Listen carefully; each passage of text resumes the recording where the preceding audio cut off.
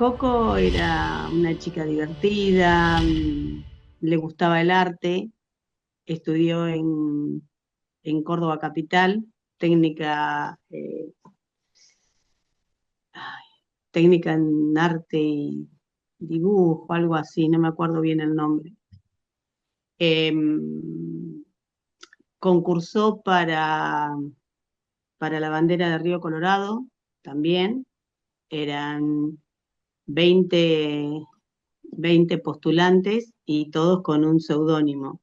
Y yo me acuerdo que ella estaba en el último año de la tecnicatura de ella, y yo la había inscripto, y yo le decía que ella podía, que lo iba a lograr. Y me decía, no, mami, decía, no, no le van a dar bolilla. Sí, vos mirate, vos encuadrate en lo que están pidiendo que lo vas a lograr. Y nosotros no entregamos los papeles, mandé a otra persona para entregar los papeles para que no se descubriera de dónde venía o quién era la persona, sí, eran seudónimos que se ponían. Y de los 20 que se habían postulado, quedaron 7. Entre esos 7 quedó la bandera que había hecho ella. Y, y bueno, se largó a la sociedad a que la sociedad vote por qué bandera quería que la representara.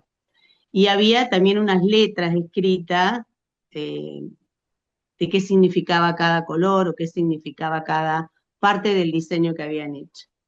Y bueno, y ella quedó como la creadora de la bandera de Río Colorado, salió seleccionada y hoy por hoy la veo flamear día a día en esa bandera. Una chica con espíritu, una chica que quería estudiar la parte pedagógica porque daba clase en una escuela religiosa acá en Río Colorado, que es la ESCOM. Eh, no sé, ¿qué más te puedo decir? Simple, sencilla, friolenta, por eso me llamó mucho cuando se fue al Bolsón, eh, pero con muchas ganas de vivir y de salir adelante. Y cuando sale de lo de la bandera, ella me había dicho que estaba embarazada, así que era una mezcla de sentimiento que ella tenía entre enfrentar la nueva etapa de la maternidad y de crear y de concursar por algo, porque ella se iba a ir a Venecia, había ganado un concurso para irse a Venecia, eh, y bueno, era como que yo le decía a ella que un hijo eh, no se le iba a interponer entre las cosas, que se interpone uno mismo en la cabeza, interpone las cosas. Entonces, yo le decía que si se organizaba bien las cosas, se podían llegar al objetivo que ella estaba buscando. Sí, sí, te quería preguntar ¿por qué el apodo? ¿Por qué Coco?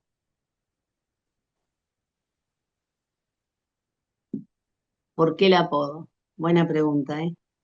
Cuando yo era chica, y porque todo arranca de ahí el apodo, cuando yo era chica y en la escuela, que eran muy estrictos en esa época, vos llorabas porque era la parte más fácil que nos salía con las macanas que nos mandábamos, entonces llorábamos y nos decían, a los chicos que llorábamos, les decían que tenían lágrimas de cocodrilo. Y a lo último después nos quedaban diciendo que éramos coco. Entonces, cuando ella era chica, ella era traviesa y llorisqueaba por cualquier cosita. Si la hermana decía algo o hacía algo, era porque la hermana la estaba peleando. Y entonces ella venía llorando y le digo, bueno, ya está, Coco. Y ahí le quedó el Coco. De esa historia de las lágrimas de cocodrilo que nos ponían a nosotros cuando íbamos a la escuela. De ahí arranca la historia. Porque bueno, en los carteles, tanto en los pedidos de justicia como después en la biblioteca, bueno, vemos a Jessica Coco Campos y la verdad que siempre me lo preguntaba. Y bueno, y con respecto con con este perfil artístico que tenía, además de esa bandera, ¿tenía otros proyectos artísticos? Eh, sí, sí, ella se quería ir a Europa a perfeccionarse, y, y quería, viene a ser, siempre concursaba y en las galerías de arte que hay en Córdoba y participaba también eh, como ayudante. Sí, tenía muchas ganas, muchos proyectos, pero al haber sido mamá era como que la aplacaba un poco. Y entonces agarraba por el lado de que ella a lo último quería ser maestra o profesora, como para decir, si hago cuadro y no los vendo, pero como profesora voy a dar clase y voy a cobrar. Que una cosa así le había pasado por su cabeza, por eso ella quería estudiar la parte pedagógica, porque la técnica la tenía, y dar dibujo en la escuela. Y cómo aparece el bolsón en el horizonte? El bolsón en el horizonte. Yo siempre dije que cuando sea viejita me iba a ir a vivir al bolsón. Cuando me jubilara, el sueño mío era de irme a vivir al bolsón. Y siempre las jodía a ellas, o a ellos los jodía diciéndole que me encantaba el paisaje, no lo conocía personalmente porque nunca había ido, pero sí por foto y bueno, y por gente que había ido y lo lindo que es la zona. Eh, esa historia ella se la cuenta a Maldonado, eh, y Maldonado en sus idas y venidas que tenía emocionales con ella, se termina yendo al Bolsón. Ella quería perfeccionarse, que te estaba contando, estudiar la parte pedagógica, y justo ustedes tienen allá una universidad que yo no sé si era maestra en dibujo o algo así, o profesorado en dibujo, algo de eso hay allá que ella había averiguado. Él siempre estuvo hechos violentos con ella, entonces yo siempre le dije, Coco, mamá va cambiando, mamá va a cambiar. Yo dije, Coco, la gente que tiene esos arranques de golpear, de maltratar, y ella ya había tenido unos incidentes en Córdoba, no cambia. Y es medio psicópata porque te termina endulzando con palabras y te termina haciéndote sentir que la culpable sos vos. Entonces, había, ella, por la situación que se vivió en Córdoba, yo la traigo a vivir a Río Colorado.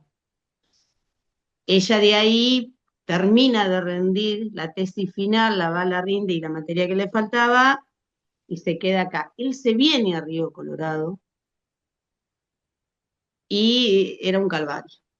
Cada tanto haciendo denuncia 30-40 y todo eso, porque él estando yo al lado, él la trataba re bien, pero un día pasó de que el auto se me había roto, así que había quedado en el taller. Ese día yo había trabajado a la mañana, a la tarde no, así que estaba en casa y en la puerta escuchó el maltrato de él con ella y me quedo a escuchar todo lo que estaba pasando afuera, que cuando yo estaba no sucedía nada, era como que era una pareja ideal.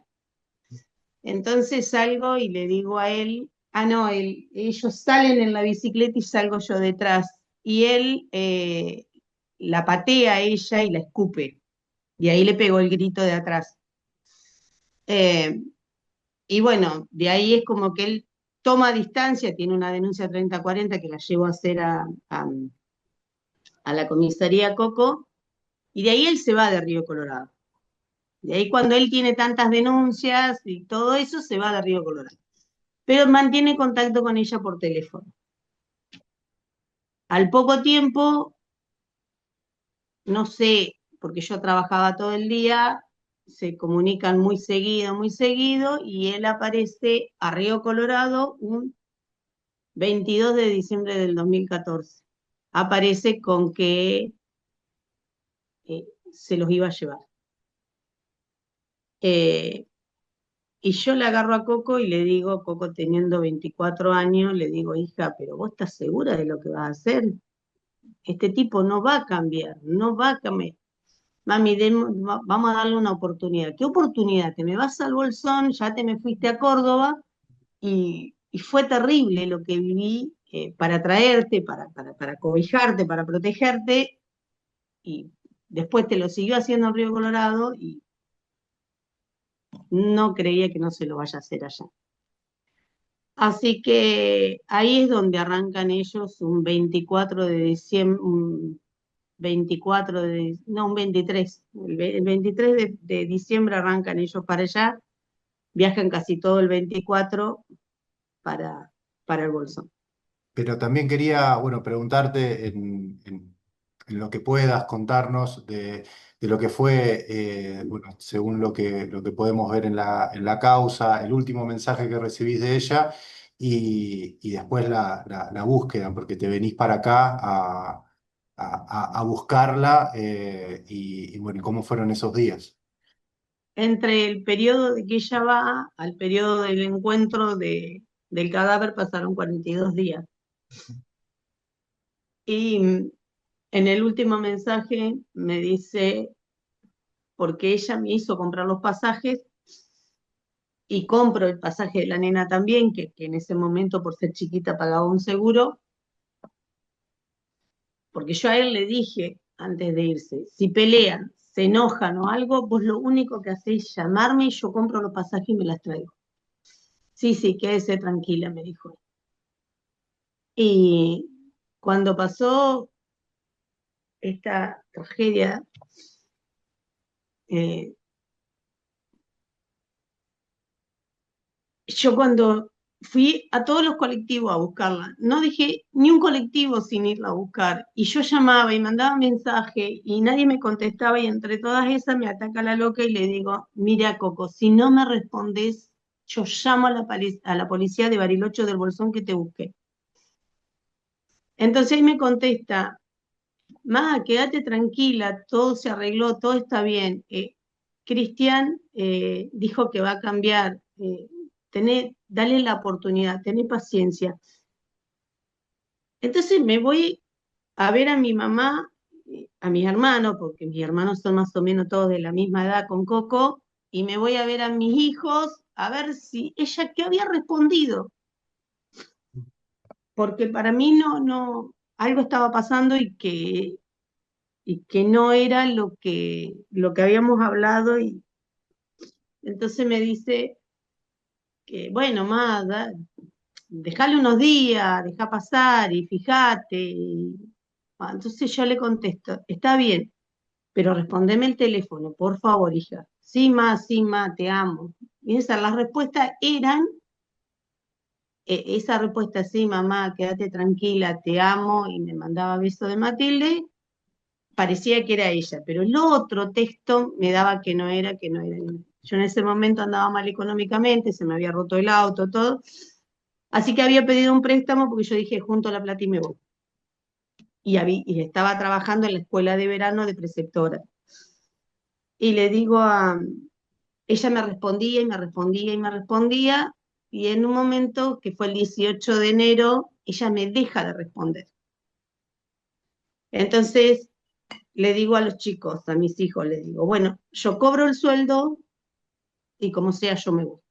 Me voy a ver a tu hermana. Quiero verla y que ella me diga, mamá, estoy bien, listo. Yo voy a ir a ver a tu hermana, porque algo pasa, estoy sintiendo algo y no. Así que nosotros cobrábamos en esos días el 8 o el 9 de febrero, y el 8 de febrero, me llama la policía a mi trabajo, diciéndome que si yo le podía dar la descripción de Maldonado. Digo, ¿qué pasa? Pero usted tiene una foto de Maldonado, usted tiene, a ver, discúlpame, me está llamando a mi trabajo, contame qué pasa. Y ahí me dice eh, que encontraron un cadáver y que ese cadáver podría ser mi hija. Y llegué allá a un lugar donde la policía me hacía preguntas, me hicieron el ADN y nadie me dejaba ver el cuerpo y no me contaban nada. Solamente que habían encontrado un cadáver y que supuestamente era mi hija. Ahí es donde empieza toda mi odisea de la búsqueda de justicia, y había muchas cosas que se habían hecho mal y me enojaban peor, y como nadie me hablaba, me tenía que quedar hasta el otro día, así que dejé a los chicos durmiendo mi hermano y mi hijo en el hotel que estábamos y me fui al Bolsón a querer conocer el lugar, ver el lugar, tener información porque no me entraba en la cabeza todo lo que me habían dicho. Y buscaba a la nena, porque nadie me respondía por la nena. Me decía que habían encontrado un cuerpo de una mujer, un cráneo que jugaba a un perro. Es lo único que yo sabía. Y fíjate lo mal que estaba, que si el cráneo jugaba un perro, había descomposición, y en ese momento yo no. Yo quería que me hicieran ver el cuerpo y no me dejaban. Me decían que no. Fuimos a Almafuerte, hablé con Miriam Videla, que supuestamente era como una regente ahí. Le dije que me llevara a donde habían encontrado el cadáver, a qué distancia estaba de las dos casas donde habían vivido, en qué momento se había quemado esta casa. Vi los montículos de tierra donde para mí detonaban que había algo enterrado. Eh, no entré, no toqué nada, siempre miré desde la calle, no, que eran todos procesos que todavía no habían hecho. Claro. Y cuando me siento, porque de ahí me voy a la comisaría y ahí conozco al fiscal, está todavía, lo mandan a llamar el comisario, tenemos una charla, hasta le describí en esa locura mía la ropa que tenía mi hija, o que tendría que haber tenido en ese momento puesta mi hija, conociéndola.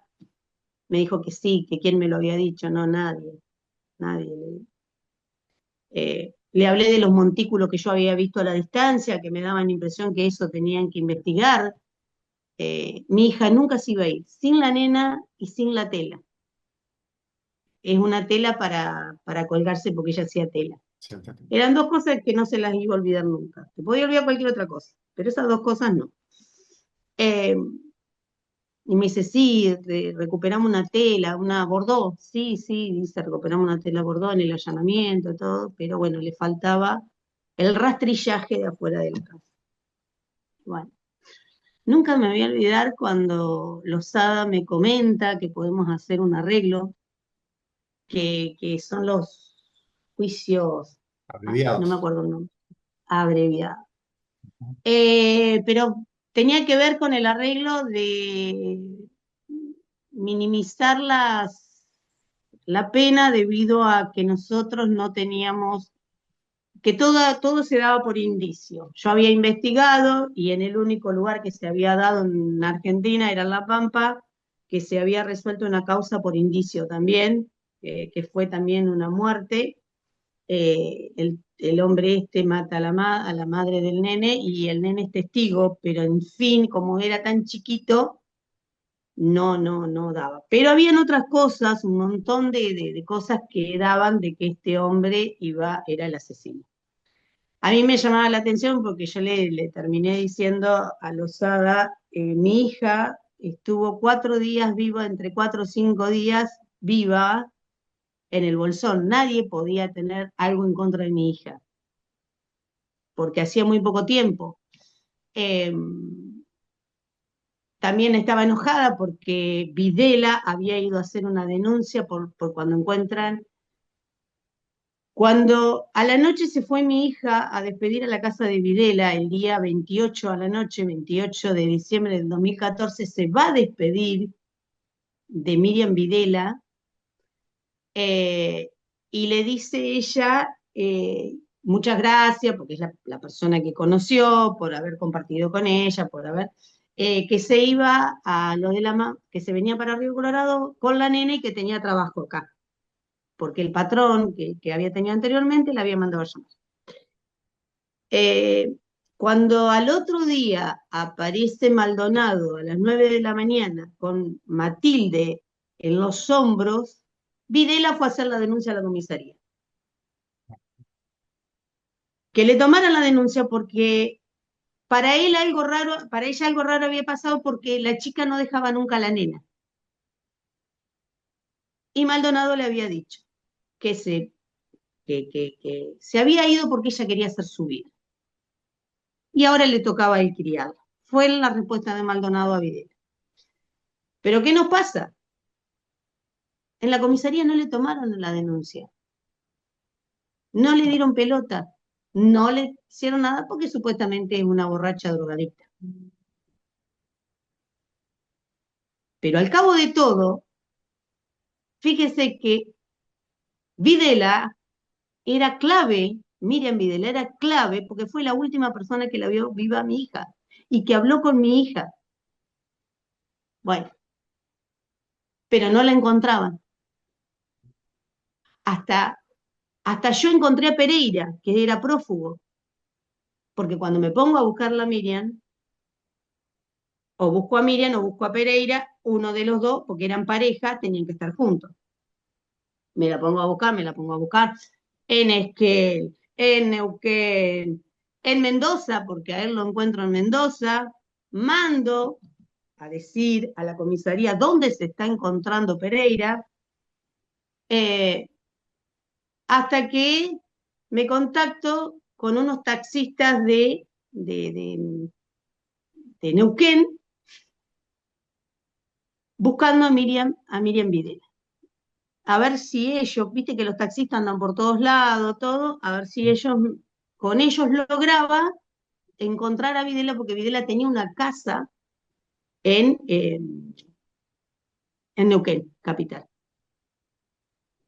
Así que habrá sido una semana que me aboco a full a Neuquén.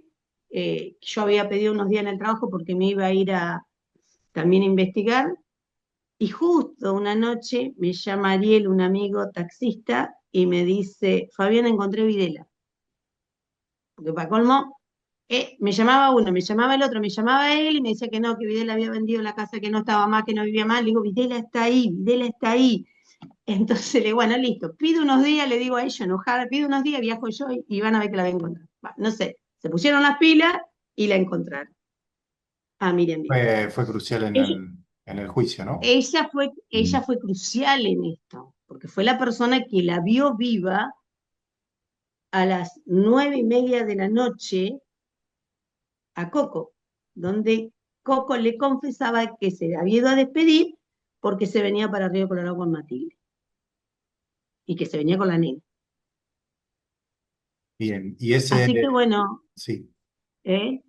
No, Esa no, fue la odisea donde aparece Coco, donde aparece Miriam Videla, lo llamo a Lozada y le digo, bueno, encárgate porque esta mujer, para colmo, tiene cáncer. Era crucial la declaración de ella, andaba con un tubo de oxígeno y todo, y le digo, no sé, conseguime una ambulancia, conseguime lo que sea, pero yo necesito a Videla en Bariloche.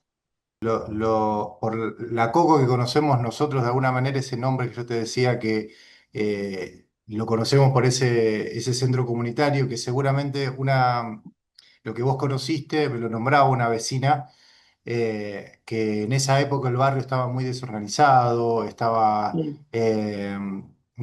como fragmentado, no había redes, me decía, bueno, y a partir de lo que sucedió con ella, el surgimiento de ese espacio, los vecinos defienden ese espacio como para que haya un espacio comunitario, incluso cuando Maldonado lo quiso vender, ellos lo defendieron y se dice, bueno, ¿qué hubiera pasado si eso, si hubiéramos estado más organizados, tal vez esto no pasaba? Lo que me dice esta vecina. ¿Y qué pensás de ese espacio que lleva el nombre de tu hija?